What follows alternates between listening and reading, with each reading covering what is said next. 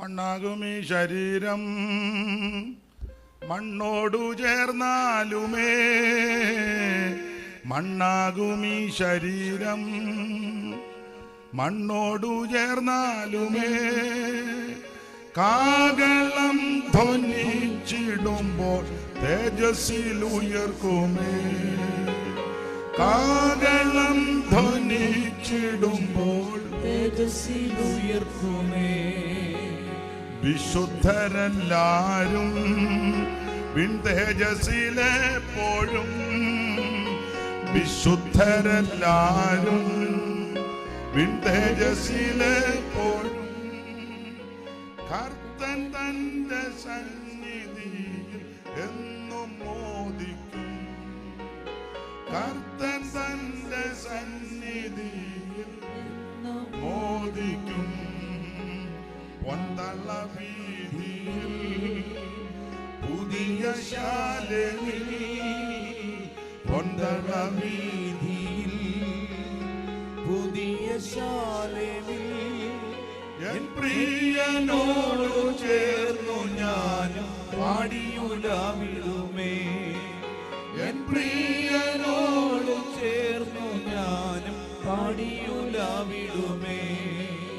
N പ്രിയന്മാർവിൽ ഞാൻ ചാരും നേരത്ത്, N പ്രിയന്മാർവിൽ ഞാൻ ചാരും നേരത്ത്, ആയെന്തോരിമ്പം എന്തു മധുരം വന്യമല്ലത്, ആയെന്തോരിമ്പം എന്തു മധുരം വർണ്യമല്ലത്. കർത്താവിൻ്റെ മഹത്വമുള്ള നാമത്തിന് സ്തോത്രം. നമ്മെ വിട്ട് കർത്തൃസന്നിധിയിലേക്ക് വാങ്ങിപ്പോയിരിക്കുന്ന ബഹുമാന്യ കർത്തൃദാസൻ വാത്സല്യ പിതാവിൻ്റെ ഭൗതിക ശരീരത്തിൻ്റെ മുമ്പാകെ അതീവ ദുഃഖത്തിലായിരിക്കുന്ന കുടുംബാംഗങ്ങൾ, ബന്ധുമിത്രാദികൾ, സഭയുടെ ചുമതലപ്പെട്ടവർ, ഈ ഭവനത്തെ മാന്യ കർത്തൃദാസനെ സ്നേഹിച്ച് ഈ ശുശ്രൂഷയിലൂടെ സംബന്ധിക്കുന്ന ആദരണീയരായ പ്രിയപ്പെട്ടവർ എല്ലാവരും, വിശേഷിച്ച് ഗായക സംഘം, ഏവരെയും സർവജ്ഞനായ ദൈവം ആശ്വസിപ്പിക്കുകയും തുടർന്നും ഇവിടെയും സെമിത്തേരിയിൽ നടക്കുന്ന ശുശ്രൂഷ നമ്മുടെ പ്രത്യാശ വർദ്ധിച്ചു വരുവാൻ ഉതകട്ടെ എന്ന് പ്രാർത്ഥിക്കുന്നു.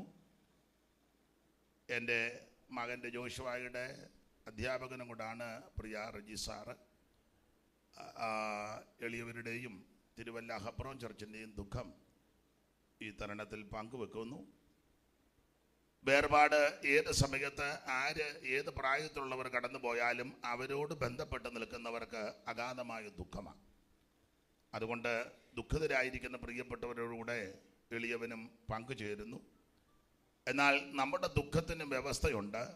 പൗലോസ് കൊടുത്തിരിക്കുന്ന പദം പ്രത്യാശയില്ലാത്ത മറ്റുള്ളവരെ പോലെ ദുഃഖിക്കാതിരിക്കേണ്ടതിന്. അപ്പം നമുക്ക് ദുഃഖമുണ്ട്, ആ ദുഃഖം പ്രത്യാശയുള്ള ദുഃഖമാണ്. എന്താ നമ്മുടെ പ്രത്യാശ? ഒരു ദിവസം അദ്ദേഹത്തെ കാണും. ദീർഘമാക്കുന്നില്ല, എനിക്ക് വേറെ 2-3 ശവസംസ്കാരത്തിൽ ഇനി പങ്കുകൊള്ളണം. കാവാലത്ത് ഒരു മരണം നടന്ന് ഇപ്പോൾ ഇങ്ങോട്ട് ഇറങ്ങുമ്പം വിളിച്ച് പറഞ്ഞു അവിടെയും പോകണം.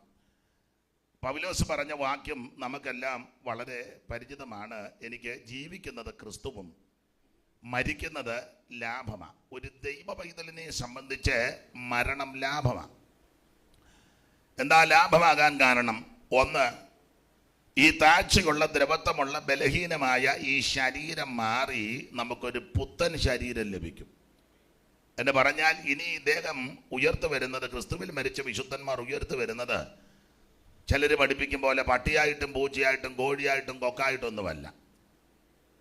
കോഴി കൊക്കുമ്പം അച്ചായം കൊക്കുക എന്ന് ഇവരാരും പറയാലെന്നറിയാം, ബോധക്കേടുകാരുണ്ട്. പട്ടി ഓലിയാനുണ്ടുമ്പോൾ അച്ചായം മുറ്റത്ത് വന്നെന്ന് പറയുന്ന ആൾക്കാരെ എനിക്കറിയാം. അപ്പം ഇദ്ദേഹം ഇനിയും വരുന്നത്, അല്ലെങ്കിൽ കർത്താവിൽ നിദ്ര പ്രാപിച്ച വിശുദ്ധന്മാർ വരുന്നത് പുത്തൻ ശരീരത്തോടാണ്. അതുകൊണ്ട് ക്രിസ്തുവിൽ മരിക്കുന്നത് ലാഭമാണ്. ഈ താഴ്ചയുള്ള ശരീരം മാറി ഒരു പുതുപുത്തൻ ശരീരം ലഭിക്കും. 2, ക്രിസ്തുവിൽ മരിക്കുന്നത് ലാഭമാകാൻ കാരണം ഈ ഭൂമിയിൽ ഞാനും നിങ്ങളും അവിടങ്ങളിൽ കുറച്ച് വിശുദ്ധന്മാരുമായിട്ടാണ് ദൈവത്തെ ആരാധിക്കുന്നത്. അവിടെയും ഇവിടെയും എവിടെയും ചിതറിപ്പാർക്കുന്ന കുറച്ച് വിശുദ്ധന്മാർ. എന്നാൽ ഇത് ലാഭമാകാൻ കാരണം നമ്മൾ അങ്ങോട്ട് ചെല്ലുന്നത് കോടി കോടി വിശുദ്ധന്മാരുടെ സദസ്സിലോട്ടാണ്. അതുകൊണ്ട് ഇത് ലാഭമാണ്. 3, ലാഭമാകാൻ കാരണം ഞാനും നിങ്ങളും ഈ ഭൂമിയിൽ യേശു ക്രിസ്തുവിനെ വിശ്വാസക്കണ്ണാൽ കാണുക. ഇവിടെ ഇരിക്കുന്ന ആരും യേശുവിനെ നേരിട്ട് കണ്ടിട്ടില്ല. എന്നാൽ ഇത് കഴിഞ്ഞ് അങ്ങോട്ട് ചെല്ലുമ്പോൾ നമ്മുടെ കർത്താവിനെ നേരിട്ട് കാണുകയാണ്. അതുകൊണ്ട് ക്രിസ്തുവിൽ മരിക്കുന്നത് ലാഭമാണ്. 3, അടുത്തിടെ അവിടെ കൊടുത്തിരിക്കുന്നത് ജീവിക്കുന്നത് ക്രിസ്തു. ഇനി ഞാനും നിങ്ങൾ ഈ ഭൂമിയിൽ എത്ര നാൾ ജീവിക്കുമെന്ന് ആർക്കും കൃത്യം പറയാനൊക്കത്തില്ല, ആർക്കും പറയാനൊക്കത്തില്ല. പക്ഷെ ഞാനും നിങ്ങൾ ഒരു ദിവസം മരിക്കും. പക്ഷെ നമ്മുടെ നോട്ടോ ഇരിപ്പും ഭാവവും മട്ടും കണ്ടാൽ നമ്മൾ മരിക്കുകയെന്നുള്ള രീതിയിലാണ് നമ്മുടെ സംസാരവും ശൈലിയും പോക്കും.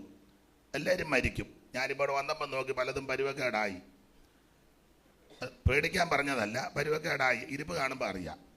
അപ്പം എന്തായാലും ഒരു കാര്യം പറയാം, ഞാനും നിങ്ങളും ഒരു ദിവസം ഈ വഴി പോയേ ഒക്കുള്ളൂ. ഇസ്രായേലിൻ്റെ മധുരഗായകനായ ദാവീദ് മരിക്കുന്നതിന് മുമ്പ് തൻ്റെ മകൻ ശലോമോനെ വിളിച്ച് പറഞ്ഞു, മോനെ, പിതാക്കന്മാർ പോയ വഴി കൂടെ പോകാൻ പോവുക, ഞാനും നിങ്ങളുമെല്ലാം ഈ വഴി കൂടെ പോകണം. എനിക്കറിയിപ്പാനുള്ള പ്രധാനപ്പെട്ട സന്ദേശം, കണ്ണടയുന്നതിന് മുമ്പ് യേശു ക്രിസ്തുവിനെ രക്ഷിതാവായി സ്വീകരിക്കണം.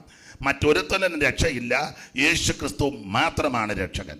ആ രക്ഷ കരസ്ഥമാക്കണം. അപ്പോൾ ഈ ഭൂമിയിൽ എത്ര നാൾ ജീവിക്കുമെന്നറിയില്ല. ജീവിക്കുന്നിടത്തോളം കാലം പൗലോസോട് പറഞ്ഞു, ഈ ശരീരത്തിൽ യേശു ക്രിസ്തു മഹിമപ്പെടണം.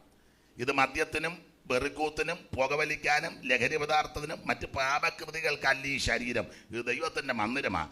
ആ മന്ദിരമാകുന്ന ശരീരത്തിൽ യേശു ക്രിസ്തു മഹിമപ്പെടണം. 2 അവിടെ കൊടുത്തിട്ടുണ്ട്, ഞാൻ ഈ ഭൂമിയിലായിരിക്കുമ്പോൾ വേലയ്ക്ക് ഫലം ഉണ്ടാകണം. ഇപ്പോൾ കേട്ട സാക്ഷ്യത്തിൻ്റെയൊക്കെ വെളിച്ചത്തിൽ ഈ കർത്തദാസൻ തന്നെ ഏൽപ്പിച്ച ശുശ്രൂഷകളെല്ലാം നന്നായിട്ട് ചെയ്തു. അപ്പോൾ വേലയ്ക്ക് ഫലം ഉണ്ടാകണം. 3, താഴത്തെ വാക്യത്തിലുണ്ട്, ഞാൻ ജഡത്തിലിരിക്കുന്നത് നിങ്ങൾ നിമിത്തം ഏറെ ആവശ്യം എന്ന് പറഞ്ഞാൽ ആർക്കും ഗുണം വരാതെ പ്രയോജനമില്ലാതെ ചാകുന്ന ആൾക്കാരുണ്ട്. അയലത്തുകാർക്കോ ബന്ധുക്കൾക്കോ ചാർച്ചക്കാർ ആർക്കും ഒരു ഗുണം, അങ്ങനെ ചത്തിട്ടും ജീവിച്ചിട്ടും കാര്യമില്ല. മറ്റുള്ളവർക്ക് പ്രയോജനമാകണം. അതിന് വരും ദിവസങ്ങളിൽ ഇടയാക്കട്ടെ. ഒരിക്കൽ കൂടി പറഞ്ഞ് കടന്നു പോകുന്നു, യേശു ക്രിസ്തു ഏകരക്ഷകൻ, യേശു ക്രിസ്തു മാത്രം ദൈവം, യേശു ക്രിസ്തുവിൽ കൂടി മാത്രം രക്ഷ. അത് കരസ്ഥമാക്കുവാൻ തുടർന്നുള്ള ശുശ്രൂഷ ഉതകട്ടെ. സമയം അനുവദിച്ച കുടുംബാംഗങ്ങൾക്കും സഭയുടെ ചുമതലപ്പെട്ടവർക്ക് നന്ദി. വേറെ 1-2 സ്ഥലത്ത് പോകേണ്ടതുകൊണ്ട് കടന്നു പോകുന്നു. ദൈവം നിങ്ങളെ എല്ലാവരെയും അനുഗ്രഹിക്കുമാറാകട്ടെ.